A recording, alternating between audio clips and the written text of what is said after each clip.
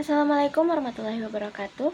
Halo semuanya, perkenalkan nama saya Anisha Febrihanandini dengan NIM 2025-32085 dari Program Studi Sistem Informasi Fakultas Telematika Energi ITPLN. Di video kali ini saya akan membahas tugas akhir ujian semester saya pada mata kuliah Sistem Informasi Manajemen yang diampu oleh Bapak Nasr Sani Eskom, MKOM. Jadi di sini ada 10 topik yang akan saya bahas satu persatu, mulai dari Business Intelligence, ERP Knowledge Management System, KPI, Balance Scorecard, Supply Chain Management, Bullwhip Effect, Gantt chart, HRS, sampai yang terakhir studi kasus integrasi sistem informasi manajemen di sebuah perusahaan distribusi. Supaya lebih jelas, langsung saja kita masuk ke topik pertama. Topik pertama itu soal Business Intelligence atau biasa disingkat BI. Jadi ceritanya begini, ada manajer yang kesulitan tahu produk apa yang paling laku dan bagaimana tren penjualan tiap bulannya. Nah, ini sebenarnya masalah klasik, yaitu data mentah yang belum diolah jadi informasi yang bisa langsung dipakai. BI itu sendiri adalah kumpulan teknologi dan informasi yang tugasnya mengumpulkan, mengolah, sampai menyajikan data bisnis supaya bisa dipakai untuk pengambilan keputusan. Caranya gimana? Pertama, semua data penjualan dari berbagai cabang dikumpulkan jadi satu di data warehouse, jadi tidak berantakan lagi. Kedua, data itu dianalisis pakai teknik data mining atau OLAP untuk mencari pola. Misalnya, produk mana yang paling laris atau kapan waktu ramai pembeli.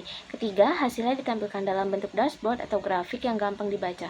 BI juga bisa dipakai untuk meramalkan tren bulan depan, dan karena data real time manager jadi tidak perlu menunggu laporan manual yang lama. Intinya, dengan BI keputusan jadi lebih berbasis data, bukan cuma tebak-tebakan atau intuisi saja. Lanjut ke topik kedua, yaitu ERP atau Enterprise Resource Planning. Seringkali di perusahaan itu terjadi perbedaan data antara bagian penjualan, gudang, pembelian, dan keuangan. Kenapa bisa begitu? Karena masing-masing bagian pakai aplikasi sendiri-sendiri yang tidak saling terhubung. Istilahnya sistem yang silo. ERP hadir sebagai solusi dengan menyatukan seluruh proses bisnis inti perusahaan ke dalam satu database aja. Jadi, begitu ada transaksi penjualan, otomatis stok di gudang dan laporan keuangan langsung ikut update tanpa perlu input ulang. Selain itu, proses antar divisi juga jadi lebih otomatis dan seluruh divisi memakai format data yang sama. Jadi tidak ada lagi yang beda-beda interpretasi. Manfaatnya, buat perusahaan tuh banyak, mulai dari data yang konsisten di semua divisi, pekerjaan manual berkurang, keputusan bisa diambil lebih cepat karena semua bisa dilihat kondisi perusahaan secara real time, sampai biaya operasional yang menjadi lebih hemat dalam jangka waktu panjang. Nah, topik ketiganya ada Knowledge Management System atau KMS. Ini biasanya berkaitan sama masalah hilangnya pengetahuan waktu karyawan senior pensiun. Kenapa itu jadi masalah besar? Karena sebagian besar pengetahuan mereka itu sifatnya tacit knowledge. Artinya pengetahuan hasil pengalaman yang tidak pernah dituliskan. Cuman ada di kepala orangnya aja. Begitu orangnya keluar, ya pengetahuannya ikut hilang. Makanya perusahaan butuh KMS supaya pengetahuan tacit itu bisa diubah jadi explicit knowledge yang bisa ditulis, disimpan, dibagikan sebelum karyawan berpengalaman itu keluar. Dengan begitu, best practice atau solusi masalah yang pernah ditemukan tidak akan hilang begitu saja, dan transfer ilmu ke karyawan baru juga jadi lebih cepat. Manfaat lainnya, KMS bisa mempercepat proses training karyawan baru, mengurangi ketergantungan ke satu orang tertentu, mendorong budaya saling berbagi ilmu, menjaga konsistensi kualitas kerja, sampai jadi dasar buat munculnya ide-ide atau inovasi baru. Topik keempat yaitu ada Key Performance Indicator atau KPI. Simpelnya KPI itu ukuran yang dipakai untuk menilai sejauh mana individu, tim, atau divisi berhasil mencapai target yang sudah ditetapkan perusahaan. Jadi penilaian kinerja itu jadi lebih objektif dan terukur, tidak asal menilai berdasarkan perasaan saja. Contohnya, untuk divisi penjualan ada beberapa KPI yang biasa dipakai. Pertama, sales growth rate, yaitu membandingkan penjualan bulan ini dengan bulan sebelumnya untuk lihat tren naik untuk melihat tren naik atau turunnya. Kedua, sales conversion rate, yaitu presentasi prospek yang berhasil jadi transaksi. Ini untuk mengukur seberapa efektif tim sales bekerja. Ketiga, ada customer retention rate atau average order value, yang mengukur kemampuan mempertahankan pelanggan lama dan rata-rata nilai tiap transaksi. Dengan KPI ini, manajemen jadi tahu apakah target bulanan tercapai atau tidak, bagian mana yang perlu diperbaiki, dan bisa jadi dasar buat evaluasi maupun pemberian intensif ke tim. Selanjutnya, topik kelima yaitu balance scorecard. Kalau perusahaan cuma menilai keberhasilan dari untung atau aspek finansial saja, itu sebenarnya terlalu sempit dan sifatnya jangka pendek. Bisa saja perusahaan untung besar sekarang, tapi pelanggannya tidak puas, proses internalnya berantakan, atau karyawannya tidak berkembang, dan akhirnya keuntungan itu tidak akan bertahan lama. Makanya dibutuhkan balance scorecard yang menilai kinerja perusahaan secara seimbang dari 4 perspektif. Pertama, perspektif keuangan yang mengukur profitabilitas dan efisien biaya. Kedua, ada perspektif pelanggan yang mengukur kepuasan dan loyalitas pelanggan. Ketiga, perspektif proses bisnis internal yang mengukur efisien dan kualitas operasional. Dan yang keempat, ada perspektif pembelajaran dan pertumbuhan yang mengukur kemampuan karyawan dan budaya organisasi.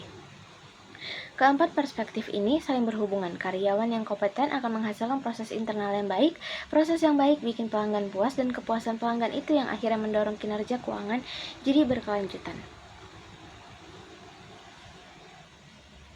Topik ke-6 ada supply chain management atau SCM. Kalau ada keterlambatan pengiriman dari pemasok sampai pelanggan harus menunggu lama, itu tandanya koordinasi rantai pasok di perusahaan masih lemah. SCM sendiri adalah pengelolaan aliran barang, informasi, dan keuangan mulai dari pemasok bahan baku, proses produksi, distribusi, sampai ke tangan pelanggan. Akhir secara terintegrasi. Cara SCM meningkatkan efisien itu ada beberapa, mulai dari integrasi informasi real time antara perusahaan dan memasok supaya status stok dan pengiriman bisa dipantau langsung, perencanaan permintaan yang lebih akurat, pemilihan pemasok yang lebih selektif, optimasi rute distribusi, sampai manajemen inventory yang lebih baik. Dengan SCM yang diterapkan dengan baik, perusahaan bisa mengurangi keterlambatan pengiriman, menekan biaya operasional, dan tentunya meningkatkan kepuasan pelanggan. Nah, topik ketujuh ini masih berkaitan sama SCM, namanya bullwhip effect. Jadi ini adalah fenomena di mana perubahan kecil pada permintaan konsumen di level retail bisa menyebabkan fluktuasi yang jauh lebih besar di level distributor, pemasok, sampai pabrik.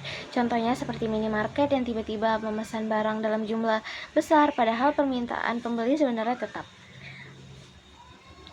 Penyebabnya bisa macam-macam, mulai dari peramalan permintaan yang tidak akurat, pemesanan dalam jumlah besar sekaligus untuk menghemat biaya kirim, kurangnya berbagi informasi antara retailer, distributor, atau pemasok, sampai fluktuasi harga atau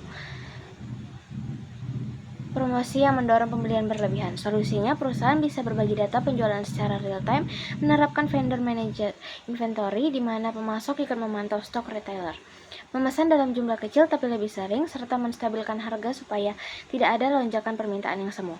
Topik ke-8, Gantt chart. Ini adalah alat visual berbentuk diagram batang horizontal yang dipakai dalam manajemen proyek untuk merencanakan, menjadwalkan, atau memantau progres setiap aktivitas. Misalnya dalam proyek pengembangan aplikasi inventory selama 4 bulan, fungsi Gantt chart ini membantu tim merencanakan urutan dan durasi tiap tahapan pekerjaan, mulai dari analisis kebutuhan, desain, pengembangan, pengujian, sampai implementasi. Selain itu, Gantt chart juga memudahkan pemantauan progres, membantu melihat ketergantungan antar tugas, misalnya pengujian baru bisa dimulai setelah pengembangan selesai, dan jadi alat komunikasi antar manajer, proyek, tim, dan stakeholder. Informasi yang biasanya ditampilkan di Gantt chart itu ada daftar tugas, tanggal mulai dan selesai, durasi pengerjaan, ketergantungan antar tugas, milestone, sampai presentasi penyelesaian tiap tugas beserta atau penanggung jawabnya. Topik ke-9 yaitu Human Resource Information System atau HRIS. Kalau pengelolaan data absensi, cuti, atau penggajian masih dilakukan manual, ini rawan banget kena kesalahan input, memakan waktu lama, dan susah diaudit. HRIS ini adalah sistem informasi yang dipakai untuk mengelola seluruh data dan proses sumber daya manusia secara terkomputerisasi dan terintegrasi. HRIS bisa meningkatkan efisiensi pengelolaan SDM dengan cara mengoptimisasikan absensi lewat fingerprint atau aplikasi, membuat pengajuan cuti bisa dilakukan online tanpa formulir kertas, menghitung gaji otomatis berdasarkan data absensi dalam lembur, menyimpan data karyawan secara terpusat, serta menyediakan laporan dan analitik SDM secara real time. Hasilnya, proses administrasi SDM jadi lebih cepat, akurat, transparan, dan tim HR lebih fokus ke hal-hal strategis seperti pengembangan karyawan. Yang terakhir, topik ke-10 yaitu studi kasus integrasi sistem informasi manajemen. Ceritanya ada perusahaan distribusi yang punya banyak masalah sekaligus, data yang tidak terintegrasi, stok yang sering berlebih, keluhan pelanggan yang makin banyak, sampai pimpinan yang kesulitan memantau kinerja tiap divisi. Nah, masalah seperti ini tidak bisa diselesaikan dengan satu sistem saja, tapi butuh kombinasi beberapa sistem yang saling terhubung. Solusinya pertama pakai IRP. Sebagai tulang punggung integrasi data, jadi seluruh divisi bekerja dengan data yang sama dan real time sehingga masalah data tidak terintegrasi bisa teratasi. Kedua, SCM bisa dipakai untuk mengelola rantai pasok dan stok, supaya pemesanan distribusi barang disesuaikan dengan permintaan aktual, bukan perkiraan yang asal-asalan. Ketiga, CRM dipakai untuk mengelola hubungan dan keluhan pelanggan, jadi setiap keluhan bisa ditindaklanjuti dengan sistematis dan cepat. Dan keempat, BI dipakai untuk mengolah data dari IRP, SCM, dan CRM menjadi dashboard yang mudah dipahami pimpinan, sehingga kinerja tiap divisi bisa dipantau secara real-time lewat satu dashboard saja. Dengan mengintegrasikan keempat sistem ini, IRP, SCM, CRM, dan BI, perusahaan distribusi tadi bisa mengatasi semua masalahnya secara menyeluruh, mulai dari data yang lebih konsisten, stok yang lebih optimal, kepuasan pelanggan yang meningkat, sampai pimpinan yang bisa mengambil keputusan strategis dengan lebih cepat dan tepat. Nah, itu tadi 10 topik dalam sistem informasi manajemen yang sudah saya bahas, mulai dari business intelligence, ERP, KMS, KPI, balance scorecard, SCM, bullet effect, Gantt chart, HRIS, sampai studi kasus integrasinya.